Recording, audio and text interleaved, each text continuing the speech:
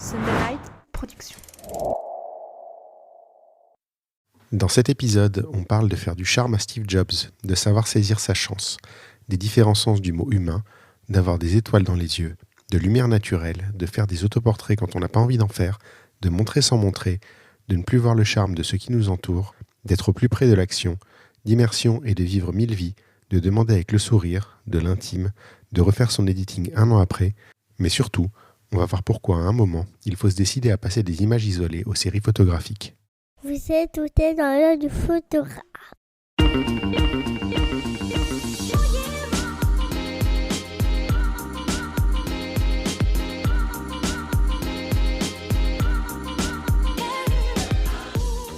Bienvenue dans ce podcast par un photographe sur une photographe pour les photographes. Je suis Julien Pasternak et aujourd'hui, je vous emmène dans l'œil de Karine Perron-Lewey.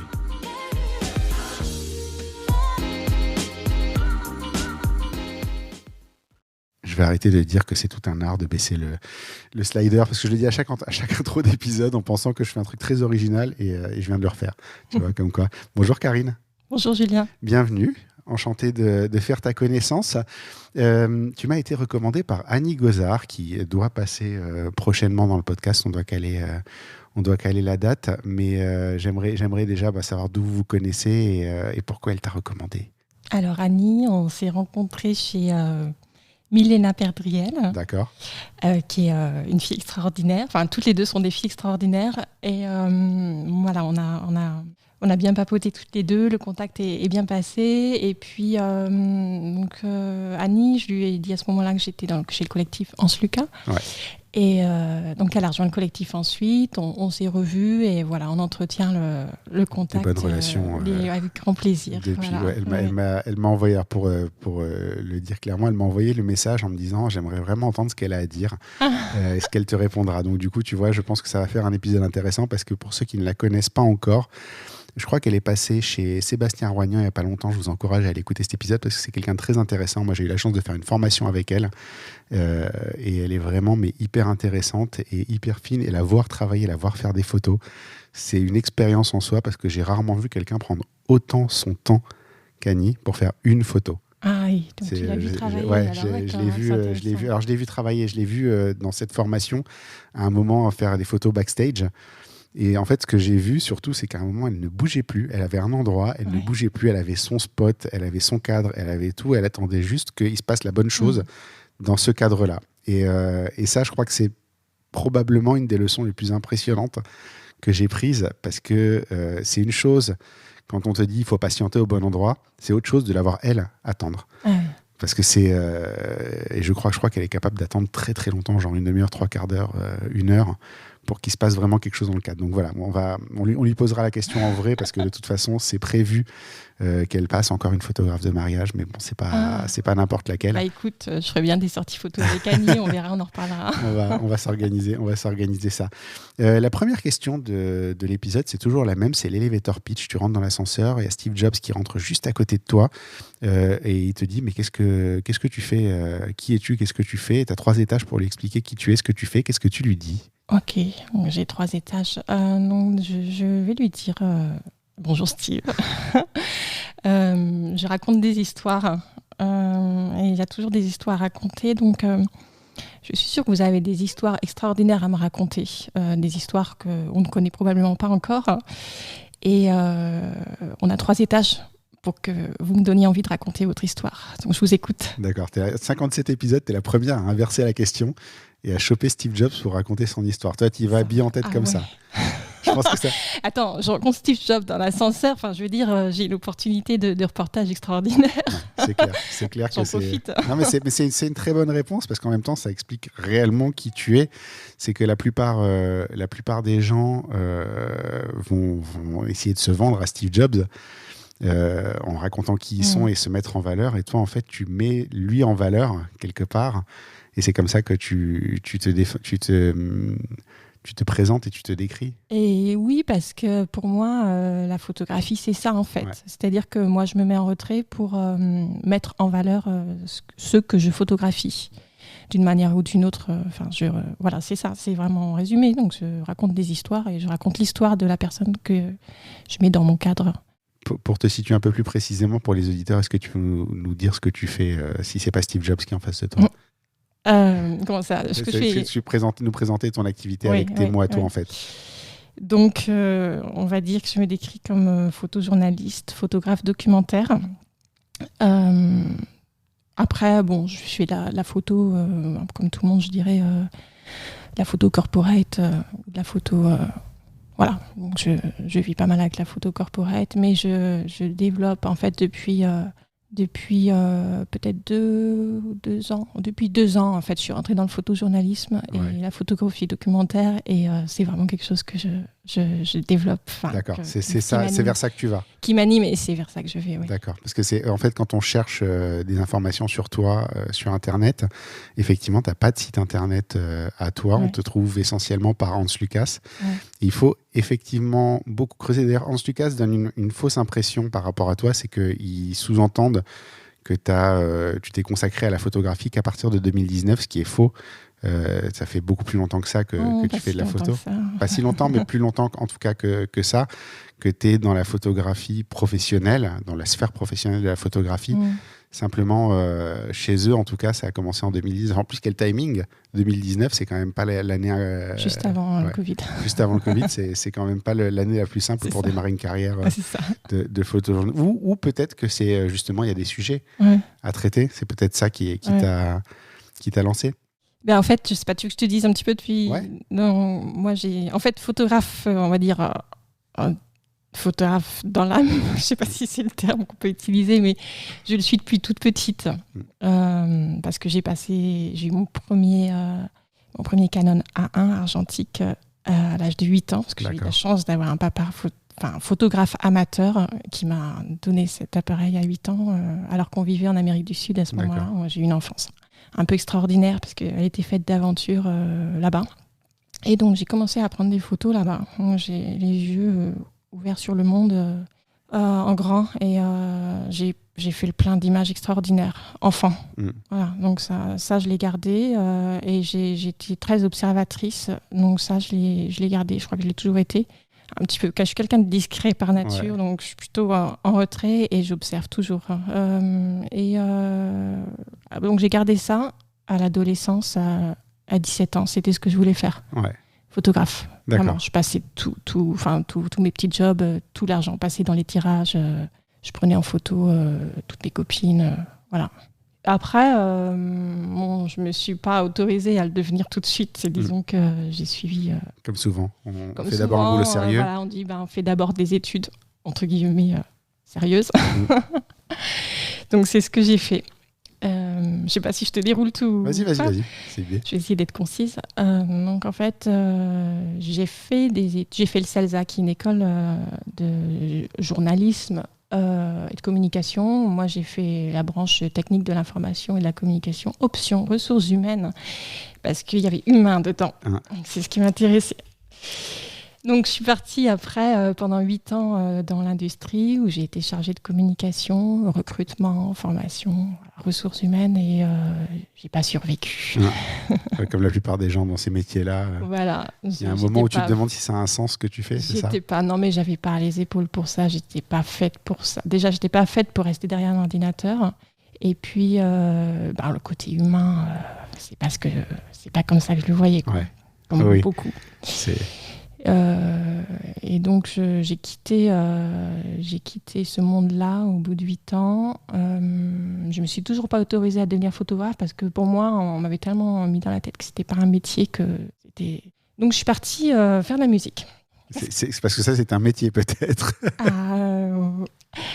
Oui, c'est un métier, peut-être pas tout à fait non plus, mais c'est rigolo de dire la photographie, c'était pas un métier, donc je suis allée faire de la musique. Oui, peut-être. C'est vrai que c'est assez marrant. Non, on va dire que peut-être que si moi, je me l'autorisais pas encore d'être photographe, parce que j'avais pas de formation, j'avais rien, j'avais aucun repère. En musique, j'avais quand même une formation. D'accord. C'était plus facile. Donc, je me sentais peut-être plus légitime aussi. Voilà, il y a une histoire de légitimité et de confiance en soi. Beaucoup, je pense. Et donc, je suis partie faire de la musique, des spectacles pour enfants. Parce qu'à ce moment-là, j'avais des enfants qui étaient petits. J'ai formé aussi sur l'impact de la musique auprès de la petite enfance en tant que communication, en fait, on va dire. L'enfant qui n'a pas encore la parole, on a moyen de communiquer avec lui par le son. En fait, c'est assez passionnant. J'avais besoin de retour. J'avais besoin d'étoiles dans les yeux, en fait. Ouais. Donc, les enfants, avec eux, autant ce monde de l'industrie était compliqué pour moi à ce moment-là, autant avec les enfants, j'avais le retour direct. Tu vois, je voyais les étoiles dans leurs yeux. Ouais. Tu avais l'impression qu'il y avait un sens à ce que tu faisais. Il y avait un sens, voilà, c'est ça. J'apportais du bonheur et j'apportais de la joie. Et en fait, je me suis nourrie de ça à ce moment-là. Ça m'a fait beaucoup de bien. Et puis, je suis revenue dans le monde de la communication par des amis musiciens qui, eux, tournaient sur les scènes. Les scènes. Donc, j'ai touché un petit peu à tout. J'ai été, j'ai fait attaché de presse un petit peu. C'était l'Orchestre Philharmonique de Vienne qui venait jouer au Théâtre des Champs-Élysées. Je fais ça pendant 8 mois. Voilà, j'ai essayé différentes expériences. J'ai aidé des amis aussi à faire leur dossier de presse, dossier de diffusion. Et au bout d'un moment, je prenais des photos dès que je pouvais, évidemment. Et au bout d'un moment, je me suis dit, mais quand même, en fait, entre guillemets, je me farcis tout ça. Enfin, j'utilise le terme, je me farcis tout ça, c'est un peu fort, mais c'était un peu ça. Toujours, en fait, finalement, dans l'espoir de pouvoir prendre une photo, ou de pouvoir faire des photos. Et en fait, tu vois, quand j'étais en entreprise, moi, ce qui m'éclatait le plus, c'était de prendre en photo les nouveaux arrivants pour le journal interne. Ouais, bah oui. C'est pareil. Bon, non, mais tu trouves... Et en fait, en retraçant, en remontant, je me suis dit, mais finalement, tout ce que j'ai fait jusque-là, ça a été des prétextes pour prendre de la photo. Il y a un truc qui ne va pas, là. Il serait peut-être temps de retourner la situation et de dire, je commence par la photo. Et je la mets au service de tout ce que j'ai envie, quoi. Exactement. Tu dis là où tu t'éclatais, c'était de faire les photos. Moi, j'ai ce souvenir de mon dernier job salarié où, à un moment, en fait, il fallait qu'on fasse des photos pour le trombinoscope et tout le monde s'est tourné vers moi. La question s'est même pas posée de qui allait faire les photos, c'était moi. Et c'est le seul bon souvenir que je garde de cette boîte.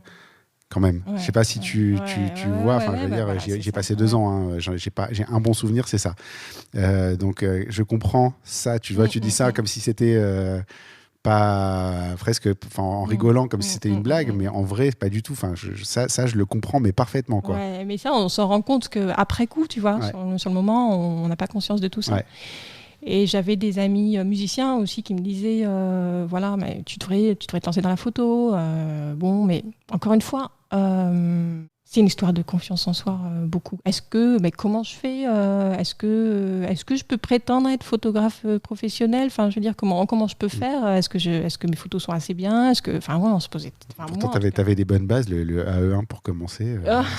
C'est pas mal, c'est un bon appareil. En plus, ça fait les muscles. Quand on est petit, c'est bien.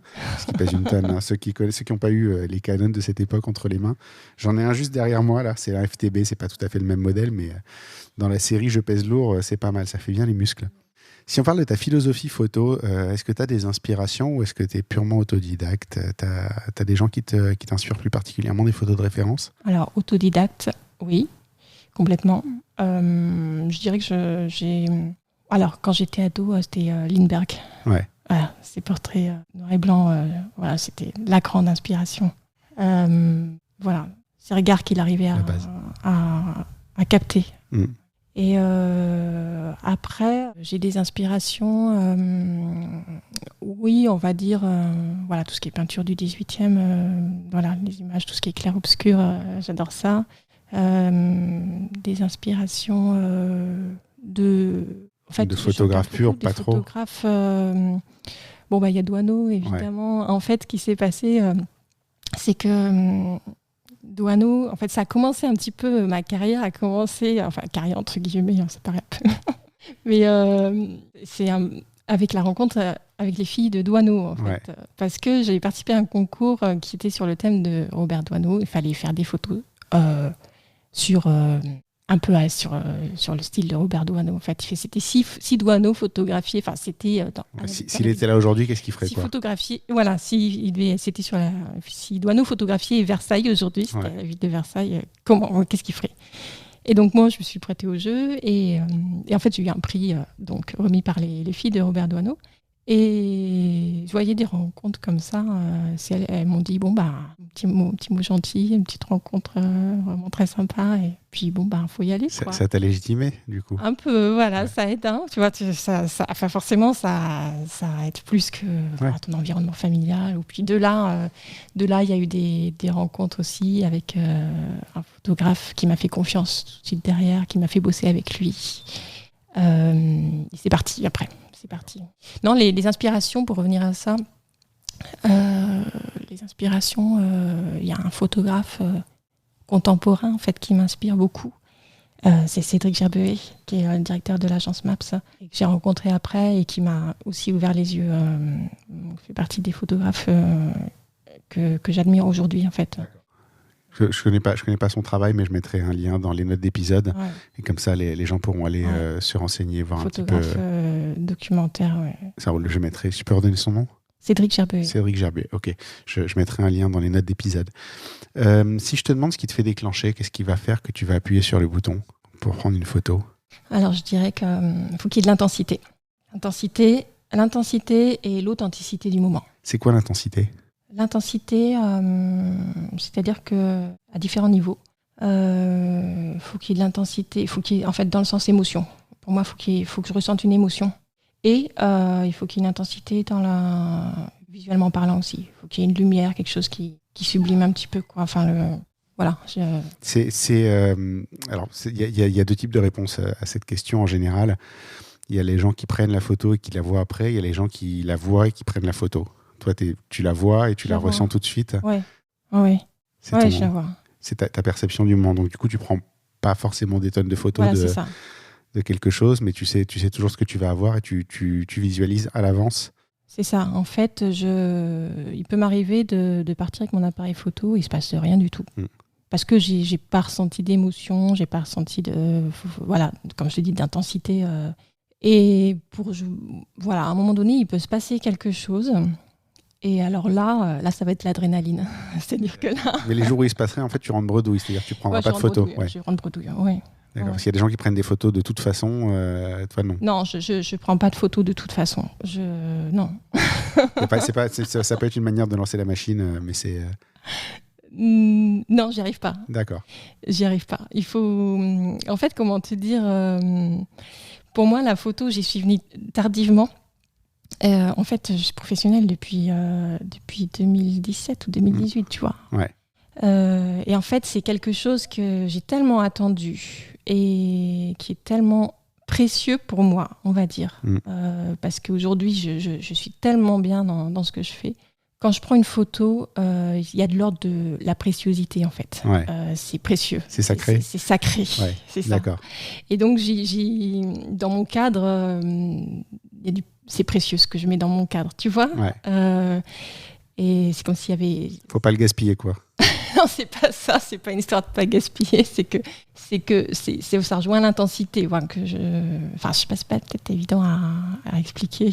Non, mais c'est toute l'idée, c'est d'essayer de décortiquer. La plupart des gens, en fait, n'ont jamais réfléchi à cette question. Moi, je la pose et on essaie de dérouler le fil ensemble, tu vois. Mais je sais que quand je pose cette question-là, tu n'as pas forcément réfléchi clairement. C'est pas forcément très clair dans ton esprit. Et l'idée, c'est justement d'arriver à dérouler ensemble ce petit truc qui fait que peut-être... et toi, tu vas y voir plus clair après cette question. Et les gens qui nous écoutent vont avoir une petite piste sur laquelle travailler. Non, mais quand je prends la photo, tu vois, quelque part, je me dis, waouh, tu vois, il y a un truc comme ça. D'accord, tu la vois avant, donc effectivement, tu la conçois. Après, moi, je considère qu'il n'y a pas de bonne ou de mauvaise méthode. Tu as des photographes qui sont énormes, qui prennent, ils sont pas foutus de prendre moins de 40 photos d'une scène donnée. Tu as des photographes qui en prennent une, et les deux se valent, en fait. L'important, c'est le résultat, finalement. Mais voilà, en tout cas, toi, on sait que tu en prends plutôt une ou deux que 40, quoi. Peut-être. C'est ça. En même temps, je pense que dans ce que j'ai vu de ton travail, justement, je pensais que c'était plutôt ça, justement, parce que c'est dans la manière dont les photos ressortent. J'avais ce ressenti-là, en tout cas. Tu parlais de lumière à l'instant, ça tombe bien, c'est ma question suivante. J'ai noté que, en tout cas, plus que que la moyenne, entre guillemets, des photographes. J'ai l'impression que la lumière compte énormément dans tes images à toi. C'est-à-dire qu'il y a des photographes qui vont accepter que la lumière soit pas nickel dans leurs photos du moment qu'il va se passer quelque chose. Toi, pas forcément. J'ai pas l'impression que c'est un compromis que tu es prête à faire. Ouais, j'ai besoin de la lumière. Ouais. La lumière m'inspire. Ouais. Ce que je me suis noté, c'est que dans la plupart de tes photos, tu arrives à te positionner de manière à créer de la profondeur avec la lumière. La profondeur. La profondeur. Alors, c'est quelque chose que j'ai vu il n'y a pas longtemps. Lu, je ne sais plus où j'ai vu ça. Peut-être sur une vidéo sur YouTube. C'est rare qu'il y ait des choses très intéressantes sur YouTube en termes de photos. C'est toujours à peu près la même chose que les gens répètent. Mais là, c'est quelqu'un qui avait dit que le challenge en photo pour faire une belle photo, c'était que quand on voit avec nos yeux, on voit en relief, puisqu'on a 2 yeux et du coup, on a une vision en 3D. Et quand on fait une image, quand on fait une photo, on n'a plus ce relief. Et du coup, il faut trouver un moyen artificiellement de le créer. Et la lumière étant un moyen justement de séparer les sujets et de créer cette profondeur. C'est pour ça que je te pose la question de cette manière-là, en fait. Oui. C'est quoi ta question ? Ma question, c'est que tu te positionnes toujours de manière à créer une forme de profondeur avec la lumière. Oui. Je ne sais pas trop quoi répondre à ça. Non, en fait, oui, non, mais j'ai besoin de la lumière. Ouais. Donc, si je ne l'ai pas naturellement, alors j'adore la lumière naturelle. Enfin, je cherche toujours la lumière naturelle. Bon, après, si je ne l'ai pas naturellement, je vais la créer artificiellement. D'accord. Mais elle te sert à quoi, du coup ? Quelle est ton exploitation de la lumière dans ton image ? Elle met en valeur, elle sublime quelque part. Alors, peut-être c'est un peu naïf de dire ça, mais j'ai besoin du beau, en fait. Enfin, j'ai besoin de... J'ai une forme de... Dans tout ce que je photographie, il y a une forme de beauté, en fait. Et la lumière aide à... met en valeur cette beauté, quoi. Enfin, beauté pas dans le sens plastique, tu vois ce que je veux dire. Mais elle sépare, en fait. Elle sépare. Elle sépare. Est-ce que c'est... Moi, si je le regarde d'un point de vue technique, en fait, systématiquement, la manière dont tu es positionné, c'est une manière de clarifier ton image. C'est-à-dire le contraste dans ton image chez toi, le contraste entre le sujet et le reste, est quasiment tout le temps par la lumière, en fait. Oui, parce qu'en fait, c'est peut-être un peu bateau ce que je vais dire, mais tu vois, alors j'aime bien jouer avec l'ombre et la lumière, mais parce qu'en fait, l'ombre met tellement mieux en valeur la lumière. Ouais. Voilà, c'est classique, mais c'est comme ça que je le ressens. Donc, quelque part, la lumière, ça met voilà, mon sujet sort de l'ombre. Je le mets en valeur. Et la lumière m'aide à le mettre en valeur. D'accord. D'ailleurs, c'est rigolo parce que tu vois, genre, en même temps qu'on a cette discussion, je pense à un truc. La série pour laquelle tu es la plus connue, enfin, je sais pas si c'est la série pour laquelle tu es la plus connue, mais en tout cas, c'est celle qu'on voit le plus quand on te cherche. J'ai oublié son nom, mais c'est celle qui est sur tes cartes de visite que j'ai sous les yeux, qui s'appelle Variation autour d'un rayon de soleil. Variation autour d'un rayon de soleil, par exemple. C'est une exploitation de la lumière, mais qui est assez différente de ce que tu fais en reportage, par exemple. Et oui, parce que là, on est sur des photos un peu... Enfin, on n'est pas du tout sur du photojournalisme. Là, en fait, c'est la lumière, ta photo. Oui. C'est toute la raison d'être de cette série de photos, c'est ce petit rayon de lumière, en fait. C'est ça. En fait, ça, effectivement, ça ne représente pas mon travail, dans le sens où je suis plutôt orientée photojournalisme et photographie documentaire. Mais... Donc ça, je ne sais pas comment on peut considérer cette série-là, si la photo, je sais pas. Moi, je le classe en photo d'art, puisque de toute façon, oui, alors elle est en galerie, à l'atelier Galerie Taylor. Voilà, des beaux tirages dans des beaux cadres. Et donc cette série, si tu veux que je te raconte comment elle existait en fait. Donc c'était pendant le premier confinement.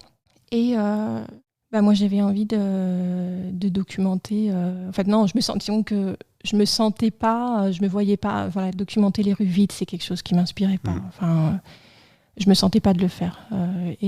Donc j'étais chez moi et j'avais pas, comme beaucoup de photographes, à ce moment-là, on tournait en rond, à se dire mais qu'est-ce qu'on va bien pouvoir raconter. Puis chez moi, ça m'inspirait pas. Donc compliqué. Et un jour, et puis je cherchais la lumière. J'ai très peu de lumière chez moi en fait. Pour un photographe, c'est le comble. Cordonnier mal chaussé. Voilà. Et donc j'avais pour habitude de m'asseoir sur mon canapé tous les matins entre 11h et midi parce que c'était le seul moment où j'avais un rayon de soleil qui rentrait chez moi. Et donc je prenais le soleil et ça me faisait du bien. Et en fait, à ce moment-là, j'essayais de trouver un sujet que je trouvais pas. Et puis, comment dire, à ce moment-là, je suivais un workshop avec Cédric Gerpeuet, justement. Et comme il n'y avait rien à faire, il m'a dit écoute, tu devrais retourner l'appareil photo sur toi. Je vais faire des autoportraits. Qu'est-ce que je peux bien raconter ? Enfin, je veux dire, il n'y a rien à raconter. Et c'est souvent, en plus, on se planque derrière l'appareil photo, c'est pas pour le tourner vers soi, quoi. Oui, c'est très compliqué. Alors, j'ai fait des essais, c'était une catastrophe. Je disais, il n'y a rien à raconter. Enfin, se prendre en photo soi-même son visage, qu'est-ce que je peux bien raconter avec ça ? Enfin, aucun intérêt. Et en fait, mais il avait raison, parce qu'au bout d'un moment, on finit par trouver peut-être quelque chose à raconter. Et donc, je m'assois sur ce canapé et je vois comme quoi on ne fait pas attention, on est dans notre quotidien, il y a des choses qu'on ne voit pas. Et je vois ce triangle de lumière se découper en fait, sur mon corps. En fait, j'avais un écran en face de moi et je pose mon regard sur ce triangle de lumière. Et là, je me dis, mais voilà, elle est là, la lumière. Elle est là, ta photo. Elle est là, ma photo. Et donc, je me lève, je vais chercher mon pied photo, je mets mon appareil photo retardateur. Et je me repose au même endroit, avec ma tasse de thé, avec ma doudoune du matin, tu vois, comme j'étais. Et je me rassois là, et la photo. Et je prends la photo. Et je poste la photo sur Facebook, tu vois, comme quoi. Et là, en fait, j'ai mes camarades photographes qui réagissent en masse et qui me disent « Mais c'est génial. Il faut que tu as un truc à creuser, faut que tu continues et que tu en fasses une série. » Et voilà, donc je les remercie parce que quelque part, ça m'a donné un petit peu... Tu vois, je ne l'aurais peut-être pas fait sans ces retours-là. Parce que je me suis dit, bon, j'ai fait une photo, je la range dans un coin, qu'est-ce que ça raconte ? Oui, ça n'aurait peut-être pas eu de suite.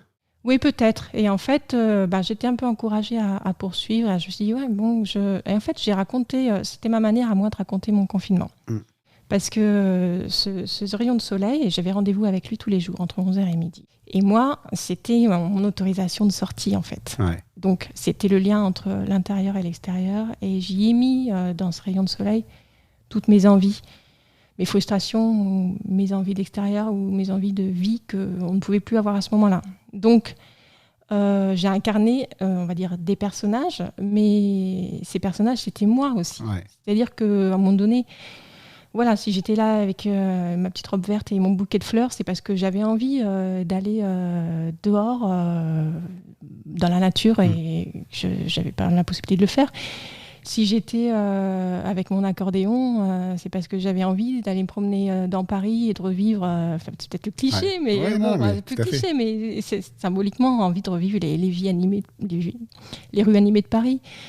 Si j'étais en maillot de bain avec mon cocktail, c'est parce que j'avais envie d'aller à la plage. On a tous eu envie de ça. Voilà. Et donc, j'y ai mis toutes mes envies. Et donc, il y a une part de moi là-dedans. Donc, quelque part, je ne sais pas si ça documente quand même un petit peu. Mais en même temps, on peut tous s'y reconnaître parce qu'on ne voit jamais ton visage. Mais tu parlais justement d'avoir posté cette première photo et des suites. Est-ce que, si on parle de l'avant, est-ce que tu aurais fait cette série si tu n'avais pas commencé à faire des photos, même si elles n'étaient pas réussies, même si tu pensais qu'elles valaient rien ? Est-ce que tu t'en serais arrivé là, tu penses, sans avoir fait les essais avant non concluants ? Parce que moi, ma façon de voir les choses là-dessus, mon opinion là-dessus, c'est il faut commencer, même si c'est nul, parce que personne n'a jamais fait une première photo parfaite du premier coup. Et justement, je trouve ça intéressant que tu racontes, parce que souvent quand on voit les success stories des autres, on ne voit pas tout ce qu'il y a eu avant, que tu racontes que tu as fait plein de photos avant qui n'étaient pas bien, qui ne te plaisaient pas et qui ne donnaient rien. Ah ouais, complètement. Ah ouais, j'ai fait des tas de photos avant... voilà. Et que c'est tout ça qui t'amène à cette série-là, qui est quand même en galerie d'art. Enfin, excusez du peu, mais... Non, mais ouais, non, là, il y a des tas d'essais avant, et pas convaincu, rien, non, ça marche pas. On est d'accord que sans ces essais, cette série-là, elle n'existe pas. Non, elle n'aurait pas existé. Ok, parce que voilà, aujourd'hui, quand on cherche ton nom sur Internet, on voit ça partout. C'est paru, ça a illustré. C'est très drôle d'ailleurs, parce que pour une série d'art qui à la base est un truc très personnel, ça a illustré une quantité d'articles qui n'avaient rien à voir d'ailleurs avec le sujet en lui-même. Ouais. Mais elle a illustré plein d'articles de journaux, cette série. Ouais, c'est marrant. J'ai une photo notamment où celle où j'incarne le prof ou l'étudiant au choix, confiné chez lui avec ses notes, ses cahiers, etc. Où j'ai un t-shirt jaune, je suis en short avec un t-shirt jaune. Et celle-ci, elle a illustré, elle a fait plein de pages dans l'eBay. Elle a illustré le blues des enseignants. En fait, c'est ça, le blues des enseignants. Et cette même photo chez Télérama a illustré les jeunes qui allaient passer le bac. Donc ça m'a beaucoup amusé. Ça montre qu'il y avait un vrai message très large dans cette série, mais c'est Ouais. rigolo quand même de voir à quel point elle a été universelle. Ouais. Parce que c'est de l'art, c'est du journalisme, c'est tout toi, toutes tes facettes en une seule fois, enfin une seule série en tout cas. Ouais, c'est ça. Et quelque part, le fait qu'on ne voit pas mon visage, ça a aidé aussi à ce que chacun puisse peut-être s'identifier. Ouais. C'est un thème récurrent en ce moment. On a Umberta Richeux qui est passée dans le podcast 2 épisodes avant toi, qui fait des autoportraits de nus en urbex. Et qui justement ne montre pas son visage, et elle dit parce que c'est moi mais c'est pas moi en fait. Ouais. Donc voilà, je crois qu'il y a peut-être un truc à retenir, les gens qui écoutent, si vous voulez faire des autoportraits, que vous voulez que ça parle au plus grand monde, et il y a peut-être une idée à creuser ici, c'est que de ne pas montrer son visage. Et en plus ça force à être très créatif du coup, de ne pas montrer son visage mais de se prendre en photo soi-même. Ouais. Une autre chose que j'ai notée dans tes photos, c'est que tu as une vraie force à montrer les choses sans les montrer. Alors je pense beaucoup à des sujets qu'on va voir de dos. C'est assez fréquent dans tes photos, dans ce que j'ai vu en tout cas sur ton portfolio. Tu as des photos où tu shootes à travers quelque chose, où c'est pas forcément l'arrière-plan qu'on voit net, c'est le premier plan. Même tu as des photos de foule. Je vais faire une photo de foule. Ceux qui ont essayé de faire des belles photos de foule savent à quel point c'est difficile de faire une belle photo de foule. Toi, les tiennes, elles fonctionnent bien, alors que sur une photo de foule, c'est très difficile de définir un sujet finalement, d'avoir une vraie interprétation de ce qui se passe. Toi, tu as une vraie force là-dedans. Est-ce que tu as un truc à nous partager peut-être? Alors, attends, mais c'est fou que tu me parles de photos de foule, parce que pour moi, les photos de foule, c'est... Il n'y en a pas tant que ça, mais les quelques que j'ai vues, et si tu veux, en fait, pourquoi elles me sont ressorties? Parce que tu as pas mal de photos dans ton portfolio, quand on regarde d'une manière un peu globale. Il y a des moments où on va voir des gens de dos. Tu as une série un peu plus personnelle, ça va être tes enfants, je pense, pendant le confinement, où tu les montres, mais en même temps, tu les montres pas, parce que j'imagine que tu as l'instinct de la mère qui veut protéger quand même ses enfants et pas trop les montrer non plus. Donc, on les voit de dos. Ça se retrouve régulièrement dans tes reportages, dans ta sélection. Et moi, j'ai fait le lien avec la foule justement à cause de ça, parce que j'étais en train de me dire, tiens, c'est marrant, il y a pas mal de photos où on voit les gens sans les voir. Et en fait, en fouillant, je suis tombé sur ces photos de foule et je trouve qu'il y a un lien entre les photos. Ça m'intrigue parce que je vois pas du tout de quelle photo tu parles. Alors, les photos de foule, c'est plus vers les Champs-Élysées le jour de l'an. C'était tout dernièrement. Ouais, là, tout dernièrement. Mais ça a fait écho avec tout ce que j'ai vu avant, en fait. C'est pour ça que je me suis posé cette question. Non, parce que c'est pas du tout quelque chose que je recherche, tu vois. Enfin, c'est étonnant que tu me dises ça, parce qu'en fait, je suis plutôt en recherche du regard quand même. Ouais. Donc, mais pour quelqu'un qui cherche le regard, justement, ça arrive assez fréquemment. Alors, ça peut être des transitions aussi dans ton esprit, ce qui est une autre question que je vais te poser. Donc, peut-être que tu les classes dans les transitions, simplement. Mais c'est vrai que c'est une vraie force de donner, justement, des photos qui n'ont pas de regard, quelqu'un de dos, c'est pas un sujet. Non. On est d'accord. Ouais. Et pourtant, la photo, elle marche. Ah oui. Écoute... Comment tu fais ça? C'est de la magie, quoi. non, je suis très intriguée parce que je vois pas de quelle photo tu parles. Attends. Et en même temps, mon objectif n'est pas de prendre quand même les personnes de dos. Non, mais ça peut être une simple encore une simple respiration. Alors attends, par exemple. Alors tu vois, par exemple, je te dis ça. Oui, d'accord. Sur le festival de Deauville. Bon, évidemment, je te dis ça, on voit que les portraits. On est en train, pour les auditeurs qui ne nous voient pas, on est en train de chercher justement dans ces photos-là. Alors tu vois, par exemple, c'est la photo qui illustre Nouvel An sur les Champs-Élysées. Oui. C'est de la foule, même si tu vois tu reconnais des trucs de des trucs de photographe urbain, archi, qui va se servir du cadre pour mettre un cadre à tout ça. Mais pas si simple que ça. Et c'était une série plus perso, Nos jours, voilà. Où là, tu vois, par exemple, on va avoir... J'en ai une en tête, tu vois, ça par exemple. Oui, d'accord. Oui. Alors les photos, on les mettra avec ton accord dans l'article, comme ça les gens verront lesquelles. Mais j'imagine que c'est tes enfants qui sont dans un geste un peu tendre, où on ne voit pas leur visage en fait. Alors, tu vois, là on ne voit pas leur visage. Alors, on ne voit pas les visages, mais il y a de l'émotion. C'est pour ça que j'ai pris la photo. C'est ça. Voilà, tu vois, là on ne voit pas du tout son visage. Oui. En même temps, il se passe quelque chose, c'est cohérent. Mais voilà, donc c'est l'émotion en fait qui fait que la photo fonctionne. Oui, c'est ça. C'est-à-dire que si on voit pas les visages, c'est qu'il y a quand même quelque chose, c'est qu'il y a de l'émotion. D'accord. Et comment tu vois cette émotion justement sans visage? C'est ton ressenti à toi. Oui. Je la ressens. Donc c'est l'émotion qui fait les belles photos de foule aussi, du coup. Alors peut-être. Il y a une émotion générale, non? Je sais pas. Peut-être il y a une sorte de communion avec la foule. Ouais. Non, oui, c'est l'émotion. C'est que je ressens quelque chose à ce moment-là. Il se passe quelque chose. Donc c'est dans ton œil en fait, plus que dans l'action. Enfin, c'est l'action qui fait réagir ton œil en fait. Oui, c'est le ressenti du moment. Voilà, c'est. Tu vois, par exemple, en fait, j'ai besoin d'être dans ce qui se passe. Alors, tu vois, je t'en parlais appareil photo tout à l'heure, mais là, j'ai mon petit Leica Q2 en fait dans la poche tout le temps, et qui a 28 mm. Et en fait, j'adore parce que ça te permet d'être au cœur de ce qui se passe. Et en fait, t'es dans l'émotion. Et donc, du coup, t'es dans la foule. Si je prends quelqu'un, il est à côté de moi. Je suis avec lui. Tu vois. Donc c'est le fait d'être proche des gens en fait qui fait parce que si tu parles avec n'importe qui par exemple qui va faire du mariage, il va te dire que le grand angle c'est l'action et le téléobjectif c'est l'émotion. Enfin, je dis non, je dis non par rapport à à ma manière à mon ressenti en fait. Évidemment chacun ressent sa manière de photographier en fonction de ce qu'il vit, ce qu'il ressent. Enfin c'est très très personnel. Et moi j'ai besoin de ressentir l'émotion. Donc, j'ai besoin d'être prêt. D'accord. Et tu vois, par exemple, il y avait une photo. Ah, mais j'ai pas dû la mettre sur un Sluka. Il y a plein que. Enfin, ça va pas. Il y a plein de photos. Elle doit être sur ma page Insta. La vie de tous les photographes. Sur ma page Insta, voilà, tu vois, par exemple, les moments de fête ou les moments où il se passe quelque chose. Un couple là, qui était en train de. Un moment de fête, un couple en train de s'embrasser. C'était beau, il y avait de l'émotion. J'étais là avec mon 28 mm. J'étais collée à eux, on peut dire. mais on ressent l'émotion, tu vois. C'était un couple de jeunes et beaux et amoureux. Enfin, voilà, et j'ai ressenti de l'émotion à les voir s'embrasser. Et j'étais là devant, évidemment, avec leur accord.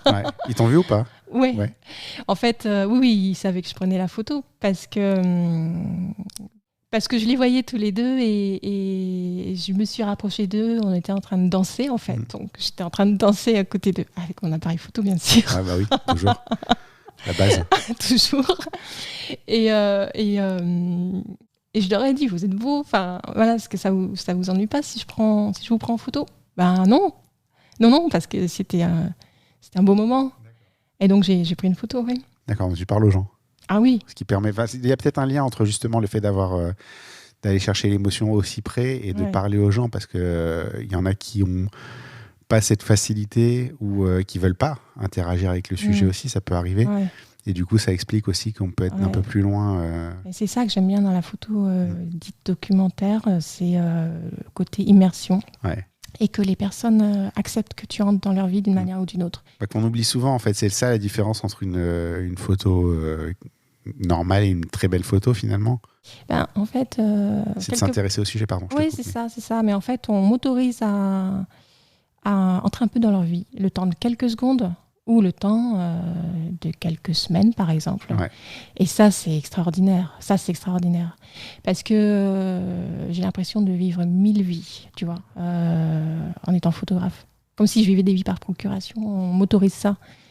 Mes sujets, en fait, les personnes que je photographie, ils me font confiance quelque part. Ils m'accordent une confiance extraordinaire.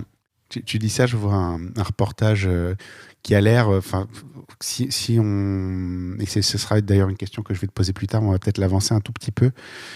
Si on regarde les sujets que tu vas traiter, en tout cas sur ce qui est affiché sur Hans Lucas, ça a l'air d'être des sujets assez de proximité, genre la reprise du marché à Versailles, c'est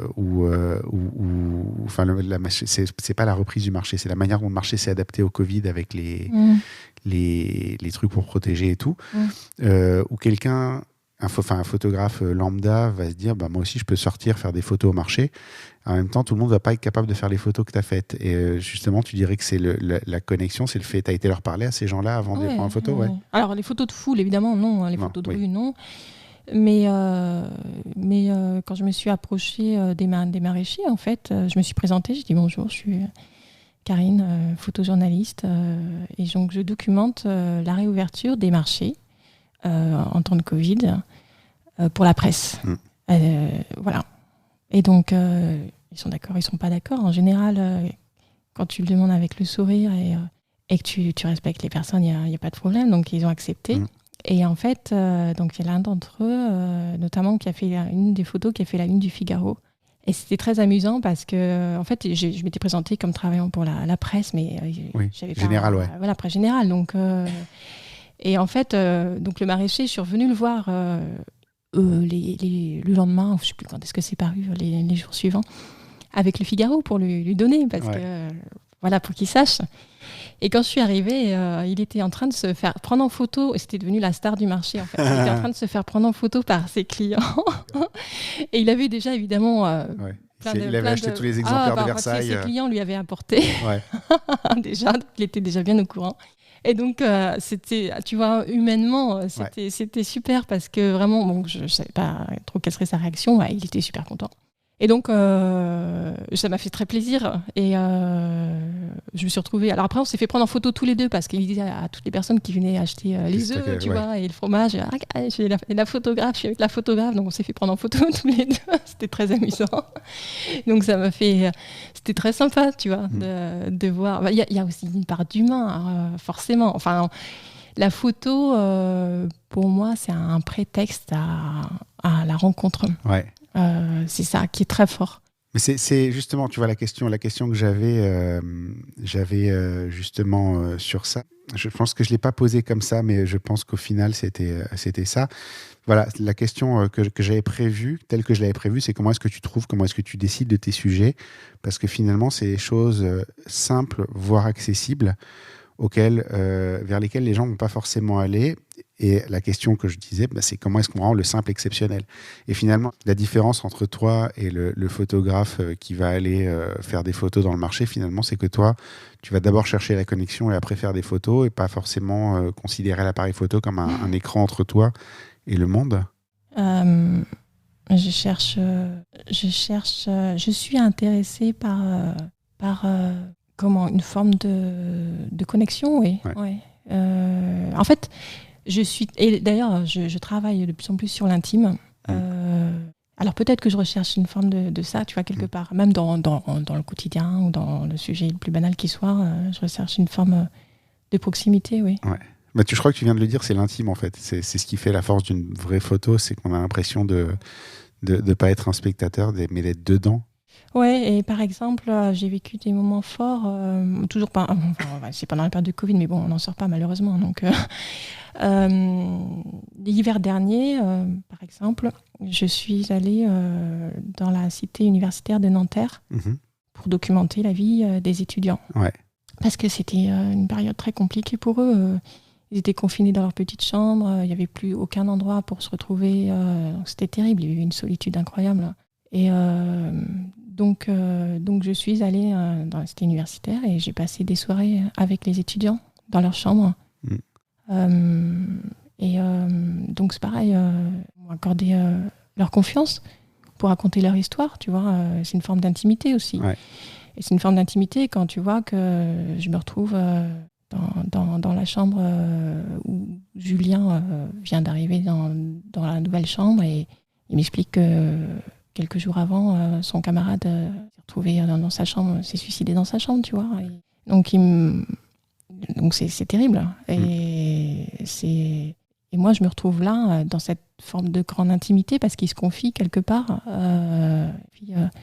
dans la douleur de ce qu'il a vécu. Et moi, je suis là et je le prends en photo. D'accord. Et comment tu lèves l'appareil justement à ce moment-là? Parce que tu es dans une discussion et justement, c'est là que j'imagine les photos sont les plus intéressantes à prendre. Comment tu arrives à lever l'appareil sans interrompre la connexion entre vous deux? Alors, c'est la grosse question de se dire, à partir du moment, est-ce que je peux m'autoriser à prendre la photo ou pas, tu vois, dans ces moments-là? Parce que je me suis posé la question, d'ailleurs, je me suis dit, est-ce que c'est pas trop intrusif? Est-ce que c'est... Tu les respectes, tu vois, dans ce qu'ils vivent. Tu respectes toi, la personne que tu as en face de toi, dans sa douleur, dans ce qu'elle vit.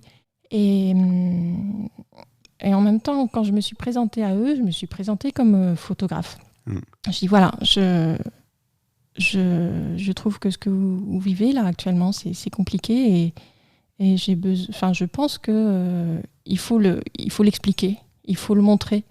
Il faut, en fait, on en parle, on dit, voilà, dans la presse, à un moment donné, on en a parlé tout le temps. Les étudiants, c'est compliqué. Mais en fait, le fait de montrer réellement à quoi ressemble leur vie, c'est beaucoup plus parlant quelque part. Ouais. Tu vois, apporter l'image à ça de force, c'est qu'elle apporte un témoignage. Tu vois, tu le vois. Ah oui, ils sont vraiment comme ça là, dans leur chambre. C'est vraiment comme ça que ça se passe. Donc il y a une sorte de devoir de témoignage quelque part. Et c'est ça en fait qui te pousse à prendre la photo. Tu leur dois quelque chose en fait. Tu leur dois ce respect de faire la photo même si tu as peur de la faire. C'est ça, c'est-à-dire que eux, ils m'ont accordé leur confiance, ils m'ont permis d'être là auprès d'eux à ce moment-là, parce que aussi quelque part ils ont envie de parler de leur situation. Ouais. Donc là, je suis un petit peu là comme le messager aussi. D'accord. Tu es l'intermédiaire en tout cas et du coup, ils te font confiance pour faire ce job-là. Je me dois de raconter leur histoire. Et je suis là pour ça. Donc oui, il y a des moments... Alors, je suis tout le temps avec mon appareil photo. Alors, il y a des soirées où j'ai passé des soirées avec mon appareil photo autour du cou, mais où j'ai pas pris une seule photo, parce que ça s'y prêtait pas à ce moment-là, parce que on avait besoin de se connaître, parce que... Bon, pour diverses raisons.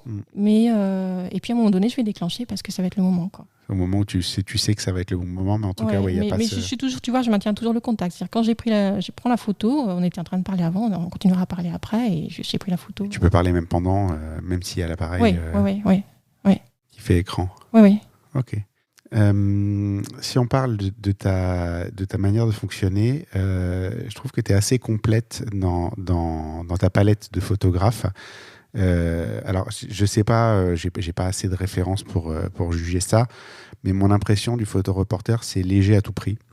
Donc, ça veut dire pas de flash, pas de truc. C'est un appareil, un backup, un petit appareil plus petit, 3 objectifs maximum. Tout ça dans un petit sac, et il faut absolument être le plus mobile possible. Toi, tu fais du reportage, tu fais des portraits, tu fais des séries plus intimes. Dans tes portraits, je pense qu'il y a des flashs assez régulièrement de ce que j'ai vu, de la manière dont c'est fait.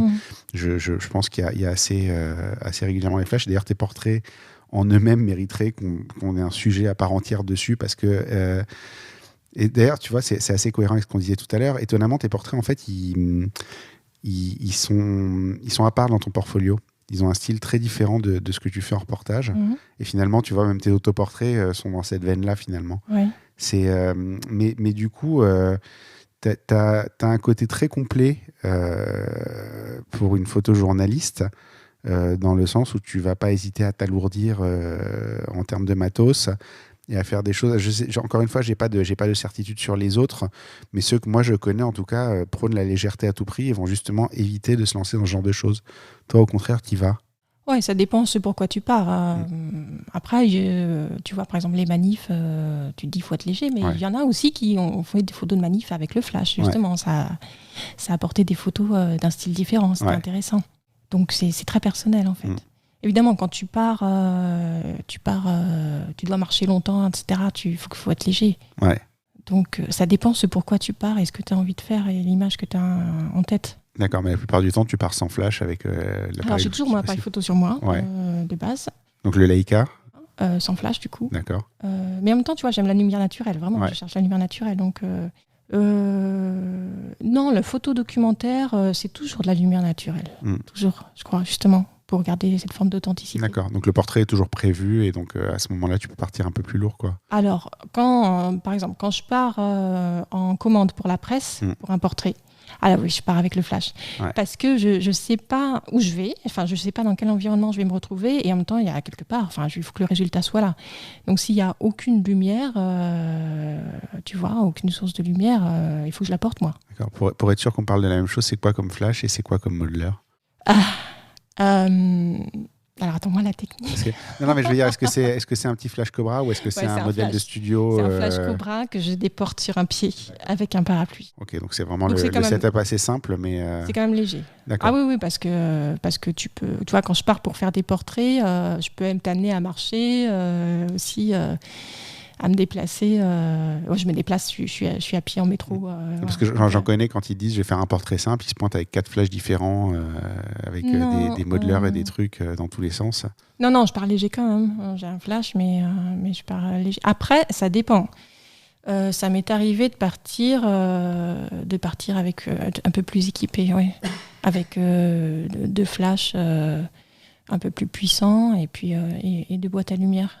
Mais voilà, encore une fois, quand tu pars en commande pour un portrait, tu te dois de rapporter la photo, quel que soit l'environnement et les circonstances. Donc la base, c'est un Cobra déporté, un parapluie, et puis ça te permet d'avoir à peu près toutes les situations couvertes. C'est ça. Donc en fait, si je peux faire la photo en lumière naturelle, je la fais. Ouais.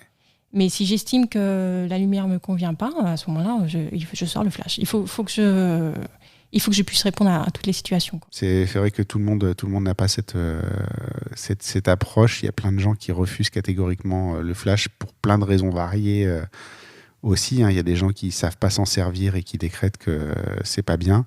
Il y a des gens qui savent s'en servir, qui n'ont juste pas envie de s'embêter avec ça. Ouais, mais tu vois, tu te retrouves dans des situations parfois où je peux raconter l'histoire du...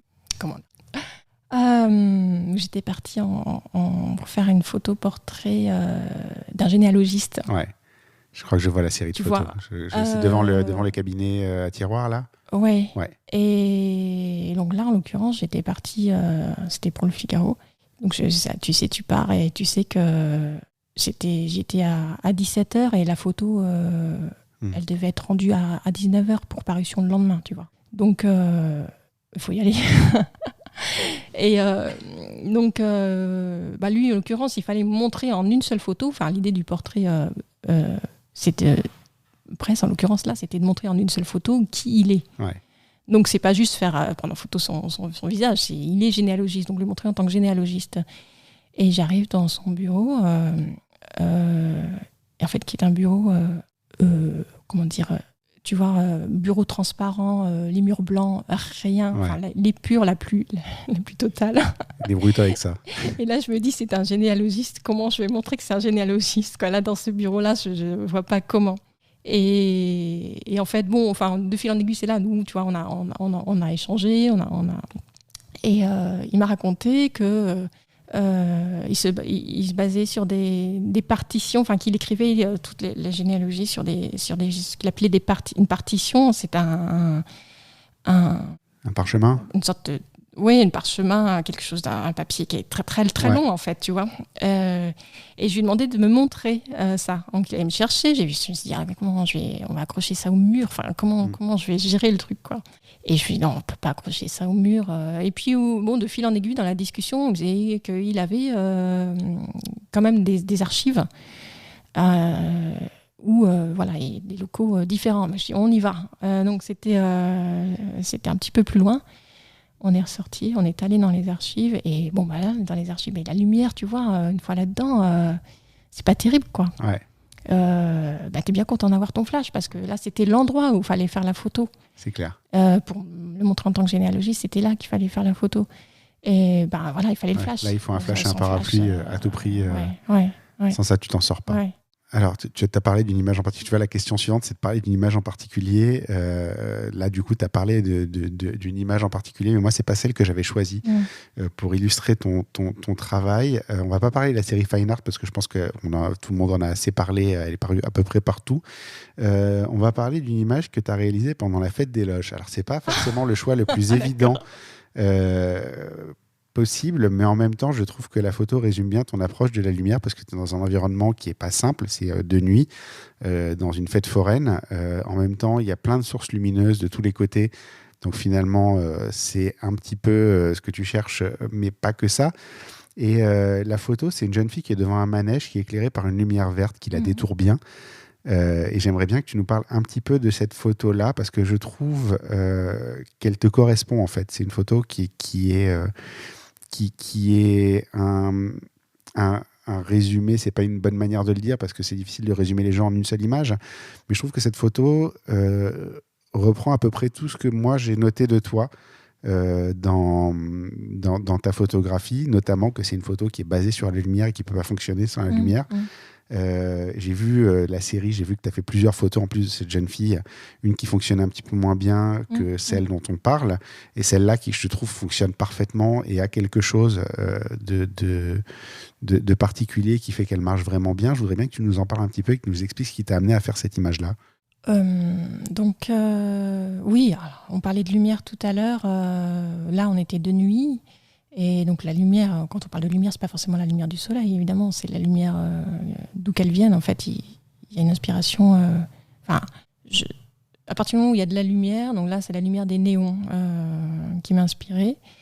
Et donc oui, ce que tu peux retrouver dans cette photo, je dirais, il y a cette lumière-là, ouais, parce que j'étais inspirée par la lumière. Il y a le côté aussi, on la voit pas tout à fait, pas complètement. Ouais. Donc il y a une part de mystère aussi peut-être. Ouais. Qui découpe. En fait, il y a une sorte de découpe de la silhouette. Alors peut-être que c'est inconsciemment, il y a quelque chose que je retrouve, que je recherche là-dedans. Je pense qu'une part de forme de mystère m'intéresse. C'est rigolo, tu vois, parce que tu dis ça, j'hésite entre deux photos au moment. Je cherche toujours la photo pas forcément évidente, justement.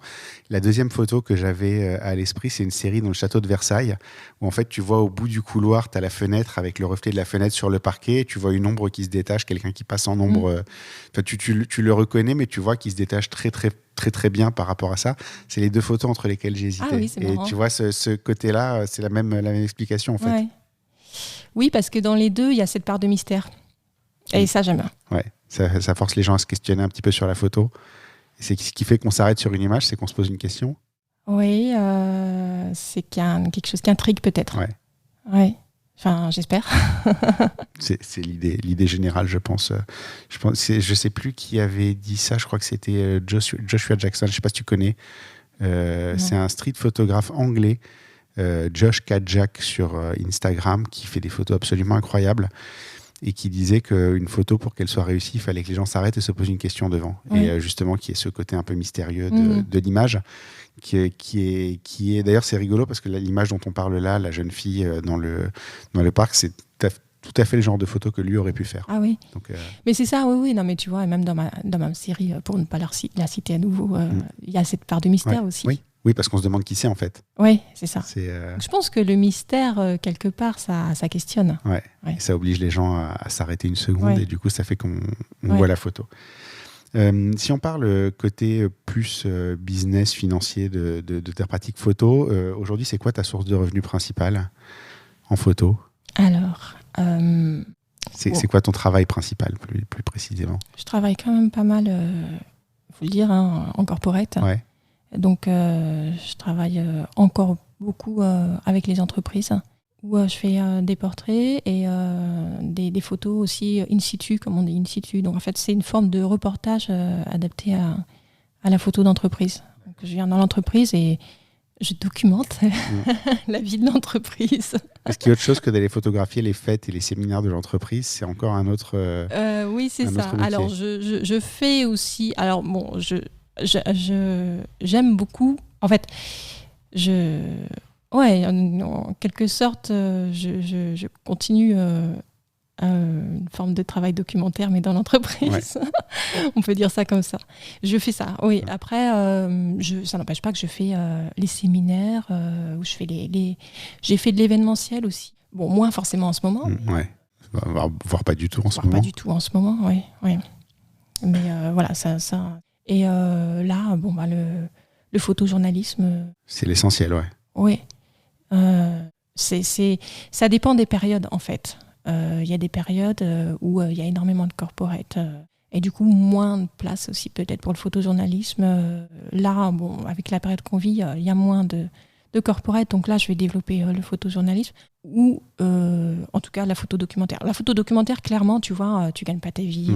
En fait, c'est quelque chose sur le long terme, c'est-à-dire que tu y passes du temps personnellement, en te disant que tu veux raconter une histoire et en espérant que tu puisses porter cette histoire un peu plus largement, mais ça peut prendre du temps. C'est un talent très rare d'arriver à faire ça. Chaque fois que quelqu'un me dit ça, j'ai en tête ce livre de Harry Gruyert sur les aéroports. Il fait des photos des aéroports depuis les années 80 et ça a donné un livre il y a 2 ans.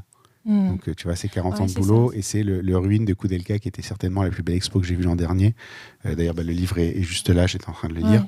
Où c'est pareil, ça fait 40 ou 50 ans qu'il fait des photos de ruines et un jour, ça donne un livre. C'est un travail de très longue haleine en fait. Et il faut savoir être persévérant. On dit suffisamment dans ce métier-là, mais c'est clair. Ça paye tard, quoi. Si ça paye. Ça paye, je ne sais pas si c'est bon terme. Ça paye pas forcément, mais... Mais en tout cas, disons que pourquoi on fait ce métier-là, c'est parce qu'on a des choses à raconter. Et si on a des choses à raconter, il faut quelque part, on espère qu'il y a un public à un moment donné pour pouvoir connaître ces histoires-là. Le but, c'est pas de les laisser dans un tiroir. Donc, on espère tout ça. C'est la difficulté à comprendre avec la photo, c'est que on travaille jamais pour aujourd'hui, en fait. Je pense que la plupart des gens ont du mal même ceux qui travaillent dans la photo ont du mal à interpréter ça. C'est de se dire, et c'est peut-être d'ailleurs un discours qu'on n'a pas assez avec nos clients, c'est de se dire qu'on est en train de créer l'histoire de demain. C'est Christophe Brachet qui est passé il n'y a pas longtemps, qui est photographe de plateau, qui disait en fait quand Belmondo est mort, on a ressorti plein de photos de sa jeunesse et de ses films.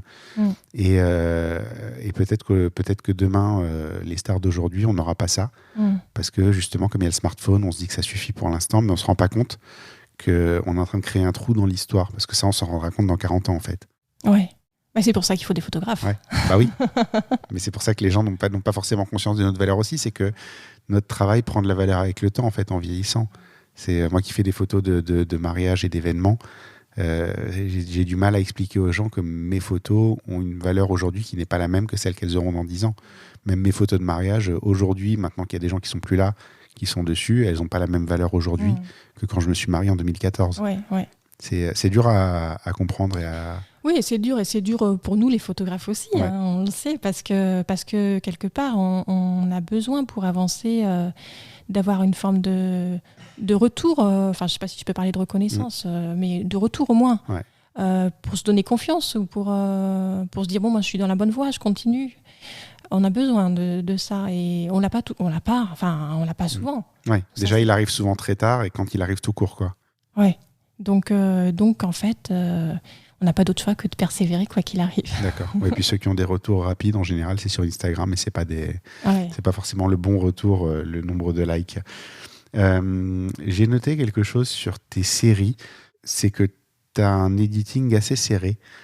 Ce que tu publies sur Hans Lucas, tu publies entre 13 et 25 photos en moyenne sur des sujets où même si tu déclenches pas comme une dingue, tu dois quand même revenir avec quelques centaines de photos.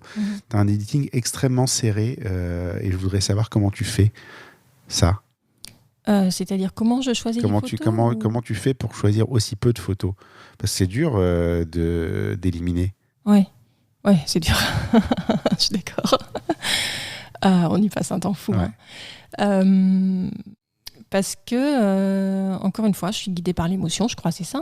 C'est-à-dire que après, peut-être qu'il y a une forme d'exigence, j'en sais rien.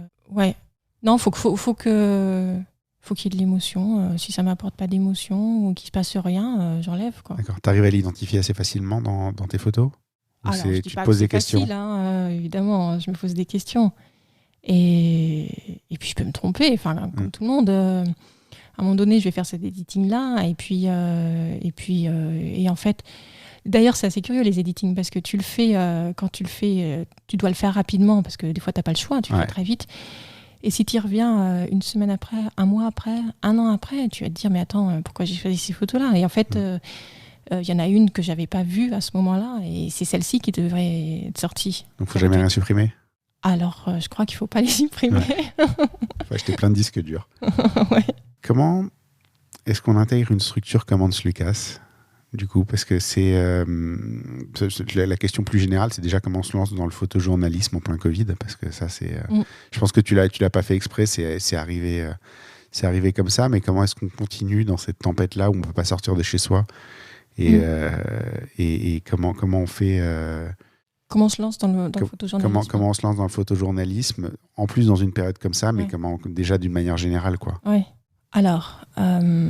Donc, c'est facile déjà d'intégrer une structure comme Hans Lucas ou il demande quand même, j'imagine, en fait, un minimum il faut avoir déjà des séries et en fait, il faut avoir déjà avoir travaillé sous forme de séries. D'accord. C'est-à-dire que moi, je me suis mis au travail de série, tu vois, avec le photojournalisme. Avant, je faisais des photos et j'en sortais une par-ci, par-là et j'avais pas cette démarche de série. La série, ça veut dire que tu racontes une forme d'histoire, que ce soit sur un événement très court ou un événement plus long. Mais il y a une forme de continuité, en fait, je dirais, esthétique peut-être, et dans l'approche, qui doit être cohérente. Et c'est ça. Donc, en fait, il faut déjà avoir travaillé sous forme de série, avoir des séries existantes, avoir déjà documenter peut-être quelque chose. Quelque chose de publiable quand même. Quelque chose de publiable. Et tu présentes ça aux structures, voilà. Ouais. Il faut montrer ce qu'on sait. De loin, ça a l'air très... j'ai pas envie de dire élitiste parce que c'est pas le bon terme, mais ça a l'air pas accessible. Non, il faut se faire confiance, en fait. Il faut... C'est comme tout à l'heure avec les autoportraits, faut faire le premier, même s'il est raté. Vraiment. Et puis continuer. Ah oui, non, mais vraiment, faut y aller. Il faut pas hésiter. Hein. Et moi, intégrer cette forme de structure, c'est ce qui m'a permis de me lancer dans le photojournalisme. Parce que j'ai commencé à mettre des photos dites d'archives, en fait, ou d'illustrations, qui ont commencé à illustrer des articles dans la presse. Ouais. Où là, c'était pas sur commande, si tu veux. C'est-à-dire que mon initiative... Ça existait, ils ont été les chercher. Les chercher. Donc, ça te permet d'avoir des photos sur Pixpalace, en fait, là où la presse vient sélectionner les photos dont elle a besoin pour illustrer ses articles. D'accord. Donc, déjà, ça t'apporte une forme. Tu te dis, ah ouais. Donc, quand tu commences à voir tes premières photos... publiées, tu te dis, ça t'apporte... Tu te dis, ça veut dire que quelque part, je réponds à une demande. Oui, puis en plus, il n'a même pas fait exprès au départ. Ouais, on va dire ça. Donc, je réponds à une demande. Donc, je suis peut-être dans la... Je peux continuer, quoi. Ouais. Tu vois, c'est un retour gratifiant, forcément. Tu vois, quand j'avais été à mon initiative faire la réouverture des marchés, je pouvais pas m'imaginer que je ferais la une du Figaro 2 jours après. Ça s'est fait comme ça. Ça, c'était pas une commande, c'est toi qui as juste été... Oui, voilà, par exemple. Tu vois, ça a commencé comme ça. C'est-à-dire que j'étais au début du Covid et... alors, coup sur coup, j'ai fait cette une du Figaro et 2 semaines après, j'ai fait la une de l'Humanité. Tu vois, comme ça, on peut pas dire que je suis politisée. Et pareil, cette une qui est sortie sur une photo que j'ai prise à mon initiative. C'était la rentrée, le retour des enfants, la reprise de l'école. Et donc, je suis allée faire des photos de cette reprise scolaire. Et la photo, je l'ai mise sur Pixpalace et en fait, c'était pas une commande. D'accord, mais ça parlait à quelqu'un qui en avait besoin. Donc, tu as ce côté de sentir l'air du temps ou... Je sais pas si moi j'ai ce côté de sentir l'air du temps, mais en tout cas, je vais là où je... En fait, il faut évidemment se renseigner sur l'actualité, savoir de quoi on parle en ce moment, et puis à ce moment-là, tu vois vers quel sujet tu as envie d'aller et tu prends des photos. Donc, si tu veux, le fait d'intégrer ces structures-là, ça permet déjà d'avoir tes photos dans la presse. Ouais. Et ensuite, y a une démarche à faire. Tu apprends à connaître les iconographes et puis de fil en aiguille, ça t'amène des commandes. Donc, Mais ce qui est drôle, en fait, c'est que c'est des sujets simples, ce dont tu parles. Oui, mais parce qu'en fait, quand tu regardes les sujets d'actualité... C'est toujours du simple. C'est la réouverture des marchés, c'est tout simple, c'est notre quotidien. Les étudiants dans les CTU, c'est toutes ces choses-là, quoi. Les gens qui sortent le soir du réveillon malgré tout. Oui, C'est, non, je dis oui, un grand oui, parce que j'ai passé une super soirée du réveillon. Non, mais c'est fou parce que c'est ta soirée du réveillon à toi, finalement, c'est d'aller parler à des gens dans la rue et de leur faire, de faire leur portrait. Et au final, ça marche. Mais si on parlait d'Éric Bouvet avant d'enregistrer, tu vois, Éric Bouvet, il avait fait une série, moi, que je trouve absolument géniale ici. Je me dis comment j'ai pu ne pas penser à ça. Il a été prendre en photo tous ses voisins de son immeuble pendant le premier confinement. Ouais. Et ça a une force, c'est extrêmement simple. Enfin, je veux dire, en plus, il n'a même pas été le chercher loin, il a pris l'ascenseur. Oui. C'est quand même. Et ça a une force parce que ça nous touche. Ouais. Ça nous touche tous. C'est ça, mais en fait, le truc, c'est que c'est le sujet le plus simple, c'est la photo la plus simple, parce qu'en vrai, techniquement, il n'y a aucune difficulté à faire une photo comme ça. Tu mets les gens devant leur porte, même si tu ne sais pas les faire poser, je veux dire, il n'y a rien de particulier. Pourtant, c'est hyper simple, mais c'est hyper puissant. Ça fonctionne vachement bien. Comment, enfin, tu vois, c'est un truc simple qui devient exceptionnel. Comment on fait ça? Oui, mais je pense que ça marche parce qu'on s'y retrouve tous, tu vois, quelque part, ça nous touche tous. On s'y retrouve, enfin, je pense que c'est ça qui fait que ça fonctionne, c'est que ça touche à une part de nous tous. Ça te fait réfléchir à toi, en fait. Oui. On parlait de se faire se questionner. Si on fait se questionner les gens sur eux-mêmes, c'est encore mieux. Oui, et à travers ces personnes qui sont prises en photo, qui acceptent d'être prises en photo, on s'y reconnaît quelque part. Je pense qu'il y a de ça. Et il n'y a pas besoin d'aller... Alors évidemment, on rêve tous d'aller parcourir le monde pour documenter le monde. Mais en même temps, des histoires très fortes, t'en as dans ta propre rue. À tous les coins de rue. À tous les coins de rue. Comme on dit, l'aventure est à portée de... Non, mais j'ai déjà eu cette discussion-là. C'était avec Johan Lelos, qui est photographe il est spécialisé dans la photographie de voyage, où lui va te faire des photos absolument incroyables au bout du monde, mais ne voit pas la même chose en bas de chez lui. Et moi, c'est l'inverse. Moi, je vais au bout du monde, je suis perdu. Par contre, en bas de chez moi, j'adore découvrir la petite rue. J'en ai encore découvert une il n'y a pas longtemps. D'ailleurs, ça fait 10 ans que j'habite dans ce quartier. J'ai découvert une petite rue. Je passe devant tous les jours. Je ne l'avais jamais vue. Et c'est incroyable. Mais moi, c'est cette aventure-là qui me...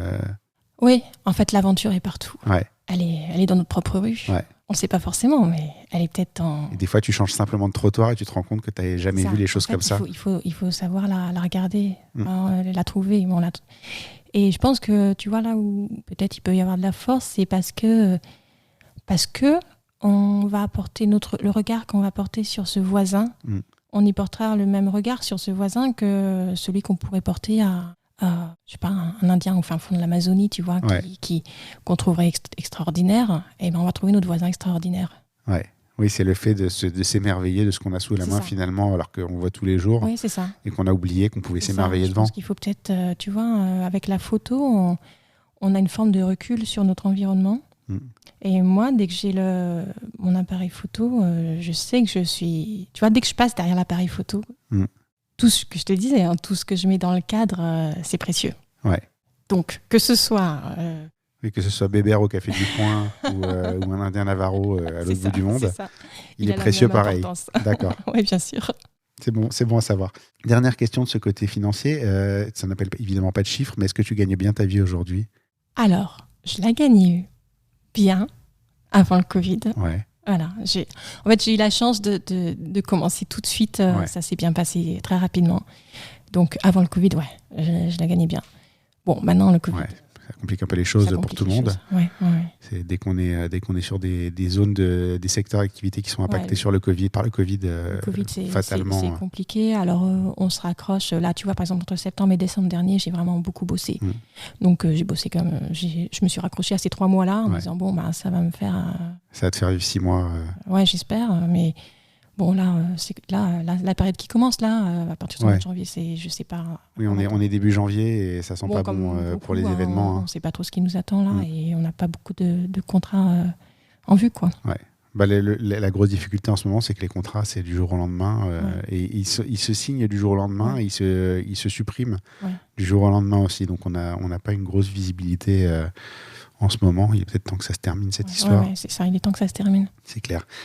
On va arriver à la conclusion de l'épisode. Si je te demande quel est le pire moment de ta carrière? Oh là là.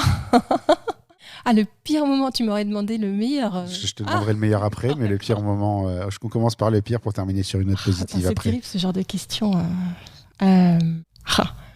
Attends. Alors Alors le pire, on va dire, où alors peut-être... Alors le pire, c'est quand tu te retrouves, en fait... c'était C'est dur cette question. Ouais. Le pire, peut-être si je me suis retrouvée une fois dans une situation où je devais répondre à une commande pour un événement. Et je me retrouve dans un lieu assez prestigieux avec des peintures où on n'avait absolument pas le droit d'utiliser le flash. Même moi, en tant que photographe professionnel, j'avais pas le droit d'utiliser le flash, tu vois. Et ça, alors, j'avais pas prévu ça. Et c'était très sombre. Et là, tu te dis, bon, donc il va falloir que j'assure. Quoi qu'il arrive, il faut que j'assure. Ouais. Je peux pas utiliser le flash. Mais donc là, je me suis dit, là, j'ai poussé mon appareil photo, mais non, c'était limite. Mais vraiment, tu vois, toutes les limites, quoi, dans les réglages. Tu vas au maximum des ISO, après t'enlèves le bruit guinoise. Alors tu vas au maximum des ISO, mais en te disant, il ne faut pas que je monte trop haut non plus, parce qu'il ne faut pas que ce soit de la bouillie. Donc tu sais, tu connais les limites de ton appareil. Donc tu jongles avec les limites de ton appareil, de tous les réglages. Et c'était ça en permanence. Donc j'étais là, à limite, tu sais, pour pas qu'il y ait de flou de bouger, et à rechercher, quoi qu'il arrive, la source de lumière, sans flash. C'est un bon exercice, soit dit en passant. Un très bon exercice, oui. Et surtout, j'ai eu un bon stress en me disant, waouh, sur le coup, tu te dis, attends, mais comment je vais faire, quoi ? Ça va pas être possible. Ouais. Et en fait, si, c'est possible, mais tu trouves des astuces. Et en fait, quoi qu'il arrive, tu gardes le sourire, évidemment, tu vois. Oui, bien sûr, t'as pas le choix. Faut pas que ton client il s'inquiète, faut pas que ton client il se rende compte que t'es en train de paniquer. Tu vas parfaitement bien. Ça m'est déjà arrivé des moments comme ça. Moi, j'ai eu un flash qui est mort en début de presta. Ouais. Et c'était le seul flash TTL que j'avais. Ah, c'est ça. Et les autres, c'était que des flashs manuels, ce qui n'est pas un problème en soi, sauf que ces flashs manuels-là n'avaient pas l'assistance à la visée. Donc, tu es dans un environnement totalement noir. À l'époque, j'avais un Canon, ça devait être le 5D. Tu es dans un environnement totalement noir. Et quand tu n'as pas d'assistance à la visée avec ce type d'appareil, là, tu galères. Et je me rappelle de ce moment où les gens ne comprenaient pas. J'avais mon iPhone avec la lampe de poche. Et je les éclairais, je faisais ma mise au point, je virais l'iPhone, je faisais la photo. C'est là et tu dis, non, mais c'est normal, je travaille toujours comme ça. Tout va bien, monsieur le client, ne vous inquiétez pas. Ah, parce qu'il faut toujours, voilà, ne jamais rien montrer, en fait, c'est toujours formidable. Tout se passe toujours et à la fin, bien. Tu vas le voir, tu fais, tu vois, là, quand je souriais, tu m'as fait, tout va bien, je fais, ouais, tout va bien. Tout va pas bien du tout, c'était la merde. Et là, t'as un gros moment de tir, un gros moment un peu de panique, quoi. Tu vois, tu te dis, mais je vais faire comment ? En fait, tu fais finalement, on trouve toujours des astuces. Le truc le plus satisfaisant, je crois, dans cette situation, c'est d'aller voir le client après, quand tu as rendu, que tu sais que le boulot est fait, qu'il est content, que tout est fait, et lui dire, tu vois, là franchement, j'en menais pas large. Ouais. Ça, je crois que c'est le plus beau moment que j'ai eu comme ça. J'avais un séminaire où je devais rendre un film le dernier jour pour diffusion à 11h du matin. À 6h du matin, le truc était quasi terminé, mon disque dur est mort. Et j'ai dû tout recommencer à 6h du matin pour le diffuser à 11h. Et je me rappelle, je souriais, il me disait, au petit-déj, j'étais sur mon ordi, je suis en train de finir, t'inquiète pas, je souriais, je me forçais à sourire. J'avais les larmes qui coulaient sur les côtés des yeux, tu sais, en disant, comment je vais faire ? Et j'ai rendu le film. Et donc, ils me font, super le film, machin et tout. Et donc, le séminaire se termine et je me retrouve avec la cliente. Et il fait, tu vois, ce matin à 6h du mat, mon disque dur est mort et j'ai dû recommencer tout le film à 6h du mat alors que j'étais dessus depuis 3 jours. Et là, tu la vois qui fait, mais t'avais pas l'air mal pourtant. En fait, là, je pleurais, quoi, intérieurement. Non, mais je vois. Non, il y a tous ces moments aussi, puis comme on n'imagine pas tout ce travail de l'ombre du photographe aussi. Le traitement photo, des nuits à n'en plus finir, à finir à 5h du mat parce qu'on doit livrer des fois le lendemain. À pas dormir. Ouais, c'est ça. Mais le tout avec le sourire, évidemment. Non, mais en même temps, c'est une vie géniale, faut être tout à fait honnête. C'est une vie qui se complique un petit peu quand tu as des enfants parce que tu peux plus se permettre forcément toutes ces choses-là. Mais en même temps, quand tu pars sur un séminaire et que tu sais que pendant 5 jours, tu ne vas pas dormir parce qu'il faut tout rendre à la minute, mais qu'en même temps, c'est une vie extraordinaire. Je crois que la première fois que je me suis retrouvé dans un aéroport avec mon sac de matos, je me suis dit, mais en fait, c'était ça mon rêve. Ouais. C'était ça. Mais on parle des bons moments. C'est quoi le meilleur moment de ta carrière, du coup ? Alors, il n'y a pas un meilleur moment. Il y a des quantités de meilleurs moments. Donc, ça va être très compliqué si tu en choisir un seul. Ouais. Waouh. Ça, c'est cool. Je dirais quand je me suis retrouvée... je vais choisir ça. Quand je me suis retrouvée en haut de l'échelle des pompiers, parce que j'ai suivi les jeunes sapeurs-pompiers en formation, des jeunes, entre 17 et 18 ans, le moment, en fait.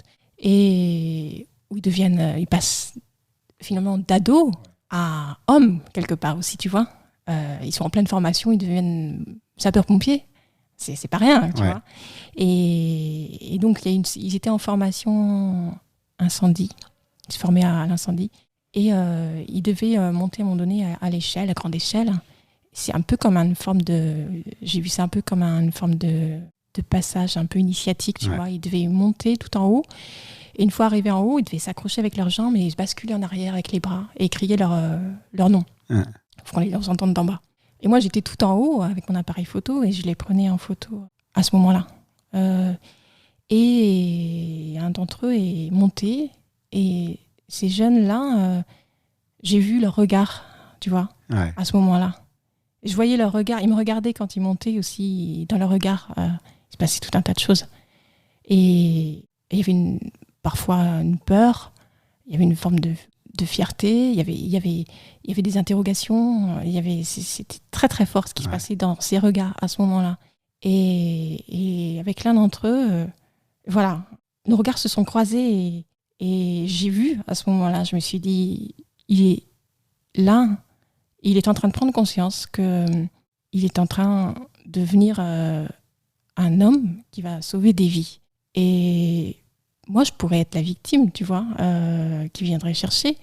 Et j'ai vu dans ce regard une forme une force. Et je l'avais suivi, ce jeune homme-là, parce que je l'ai suivi depuis quelques temps.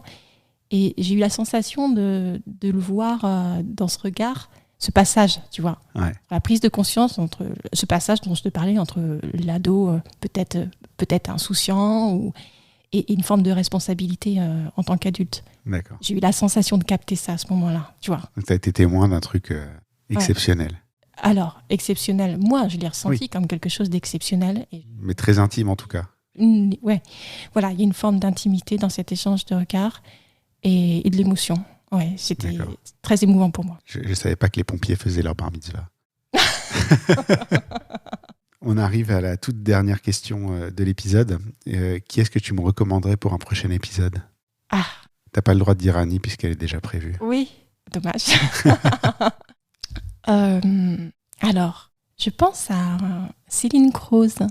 Je sais pas si tu vois. Je la connais pas. Elle a été lauréate de Planche Contact, une des lauréates du festival Planche Contact de Deauville. Et je suis très sensible à son travail parce qu'elle est aussi photographe documentaire. Donc en fait, elle raconte des histoires et elle le raconte avec une poésie incroyable.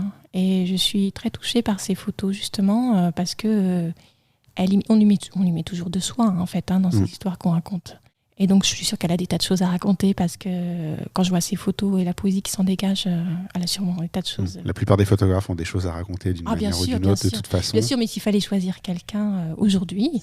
Non, mais je dis pas dans ce sens-là, mais je dis dans le sens, on s'en rend compte en fait à chaque fois, moi je me rends compte à chaque fois que je fais une interview, c'est qu'on raconte beaucoup de choses par nos images, mais on a aussi beaucoup de choses à dire finalement quand on a l'opportunité de merci à toi, parce que c'est vrai que c'est un exercice particulier. La première fois pour moi, mais c'est vrai que c'est intéressant. Tu vois, quand je disais que je voulais me mettre au portrait, je n'avais pas réalisé, mais en fait, ça fait 57 épisodes que je le fais. Tu vois. Je mettrai un lien vers le portfolio de Céline dans les notes d'épisode, comme ça les gens pourront s'exprimer, et puis on discutera hors antenne pour une mise en relation.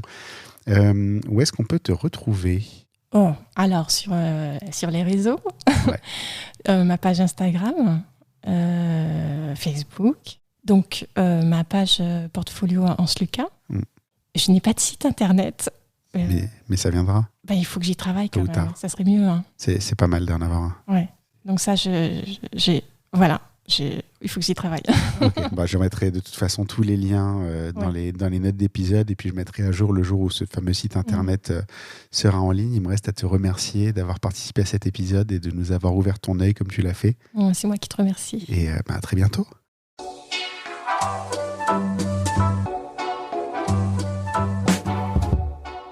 Merci d'avoir écouté cet épisode. N'oubliez pas de laisser une note et un commentaire sur Apple Podcast et maintenant sur Spotify. C'est important et ça aide beaucoup à notre visibilité. Vous pouvez également aller sur le blog dans l'œil du photographe à l'adresse www.dlodp.fr. C'est tout pour aujourd'hui. On se retrouve au prochain épisode dans l'œil d'un nouveau photographe.